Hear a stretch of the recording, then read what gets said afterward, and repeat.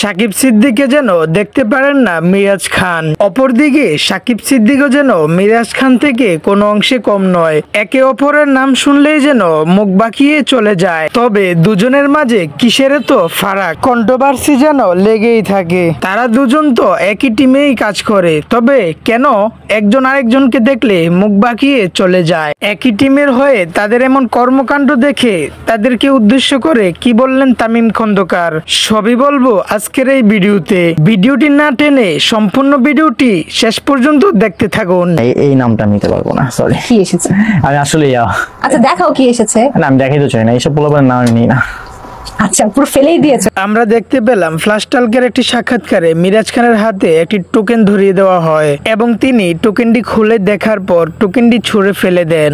উপস্থাপিকা টোকেনের নামটি বলতে বলাতে তিনি বলেন, আমি এইসব পোলাপানের নাম নেই না। এবং আমরা বুঝতে পারি এসব পোলাপান বলতে তিনি সাকিব সিদ্দিককেই বুঝিয়েছেন, কারণ প্রাঙ্কিং টিমের সকলের সাথে তার ভালো বন্ডিং থাকলেও পোলাপানের দিক দিয়ে একমাত্র সাকিব সিদ্দিকই তার প্রতিদ্বন্দ্বী। তবে এত লোক থাকতে সাকিব সিদ্দিকে কেন তার প্রতিদ্বন্দ্বী, সেখানেও একটি রহস্য আছে। যদি মিরাজ খানের লাভ স্টোরির দিকে আমরা চিন্তা করি তাহলে সাকিব সিদ্দিক হচ্ছে আরোহী এবং মিরাজ খানের লাভ স্টোরির জন্য থার্ড পারসন। এবং কেনই বা থার্ড পারসন হবে না? একটি সাক্ষাৎকারে সাকিব সিদ্দিককে জিজ্ঞাসা করা হয়, যদি আরোহী মিম এবং মিরাজ খান একসাথেই প্রবলেমে থাকে তখন তুমি কাকে বাঁচাবে? তখন সাকিব সিদ্দিক বলে, আমি আরোহীকে বাঁচাবো। দুইজনের মধ্যে তুমি কাকে বাঁচাবে, আরোহী মিম নাকি মিরাজ খান? আরোহী। কেন? বলছি তো আমার ওর সাথে ভালো সম্পর্ক বেশি মিরাজের থেকে।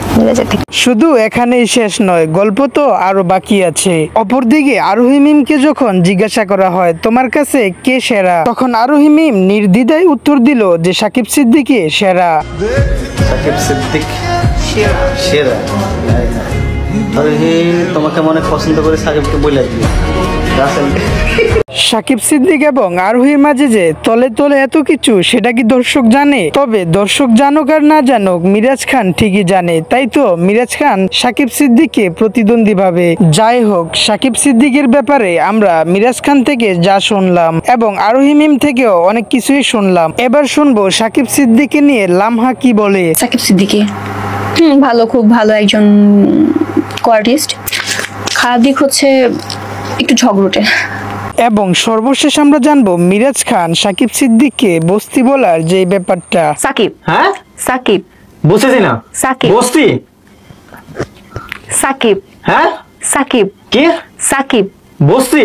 কি আর বলবো, তারা নিজেরা যেভাবে একজন আরেকজনের পিছনে লেগে আছে, দর্শকদের তাদের নাটক দেখতে দেখতেই হতাশ। তবে আমরা আশা করব তারা নিজেদের এই ভুল বুঝাবুঝি থেকে বেরিয়ে এসে আমাদেরকে হতাশ মুক্ত করবেন। তার সাথে এটাও আশা করব যে তারা একই টিমে থেকে নিজেদের মাঝে প্রেম ভালোবাসা বাদ দিয়ে আমাদেরকে ভালো ভালো কাজ উপহার দিবেন এবং আমরা তা আগের মতোই উপভোগ করব। এই ভিডিও নিয়ে আপনাদের কার কি মন্তব্য অবশ্যই কমেন্ট বক্সে জানিয়ে যাবেন। ভিডিওটি ভালো লাগলে ভিডিওতে একটি লাইক দিয়ে চ্যানেলটি সাবস্ক্রাইব করে দিবেন। আল্লাহ হাফেজ।